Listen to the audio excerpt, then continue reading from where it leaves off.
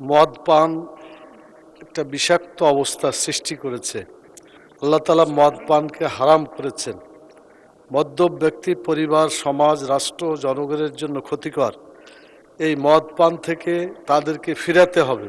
কারণ হচ্ছে লিভারের ক্ষতি করে এই মদ। সবশেষে লিভার সিরোসিস হয়ে সে ধ্বংস হয়ে যায়। মস্তিষ্ক ও স্নায়ুতন্ত্রের ক্ষতি হয়ে কথা বলার জড়তা দেখা দেয়। ক্যান্সারের ঝুঁকি উল্লেখযোগ্যভাবে বেড়ে যায়। পাকস্থলী ও অগ্ন্যাশয়ের সমস্যা দেখা দেয়। রোগ প্রতিরোধের ক্ষমতা কমে যায়। নিউমোনিয়া, যক্ষ্মার মতো মারাত্মক ঝুঁকি বেড়ে যায়। শারীরিক ও মানসিক দুর্বলতা গ্রাস করে শেষ পর্যন্ত মৃত্যুর কারণও হতে পারে।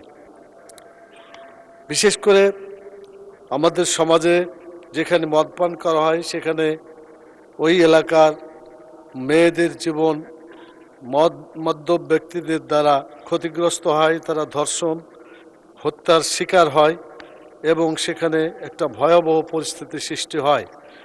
এই অবস্থা থেকে দেশ এবং জাতিকে, জনগণকে রক্ষা করার জন্য মাননীয় স্বরাষ্ট্রমন্ত্রী এই মদ বন্ধের জন্য গুরুত্বপূর্ণ পদক্ষেপ নেওয়া দরকার, কিন্তু আমরা এ পর্যন্ত কোনো পদক্ষেপ নিতে দেখছি না। এটা মারাত্মকভাবে সব জায়গায় ছড়িয়ে পড়ছে।